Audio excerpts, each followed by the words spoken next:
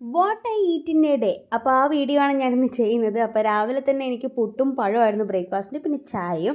അത് കഴിഞ്ഞ് ഞാൻ ഇന്ന് സ്വിഗ്ഗിയിൽ ഓർഡർ ചെയ്തായിരുന്നു ഡെത്ത് ബൈ ചോക്ലേറ്റിൻ്റെ ഒരു ജാർ കേക്ക്. ഇത് ഭയങ്കര യമ്മിയാണ്. ഞാൻ കുറേ ദിവസമായിട്ട് വാങ്ങണം എന്ന് വെച്ച് വാങ്ങിയത്. അടിപൊളിയാണ്. പിന്നെ ഉച്ചയ്ക്ക് ഇതാ നല്ല ചിക്കൻ കറിയും ചോറുമായിരുന്നു. സ്പെഷ്യൽ ചിക്കൻ കറി ആയിരുന്നു. അപ്പോൾ എനിക്കിന്ന് ചിക്കൻ കറി മാത്രം കൂട്ടി ചോറ് തിന്നണമെന്നുള്ളതുകൊണ്ട് ഞാൻ വേറെ കറിയൊന്നും എടുത്തില്ല. സാമ്പാറും എരിശ്ശേരിയെല്ലാം ഉണ്ടായിരുന്നു.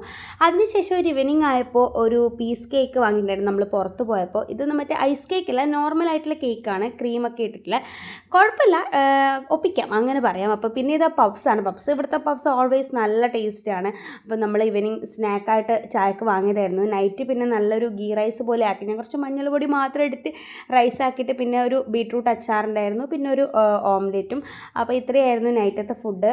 അപ്പോൾ ഈ അച്ചാർ എനിക്ക് ഭയങ്കര ഫേവറേറ്റ് ആണ്, ബീട്രൂട്ട് ഈത്തപ്പഴ അച്ചാറാണ്. അപ്പോൾ ഇന്നത്തെ വീഡിയോ അത്രയേ ഉള്ളൂ. ബൈ.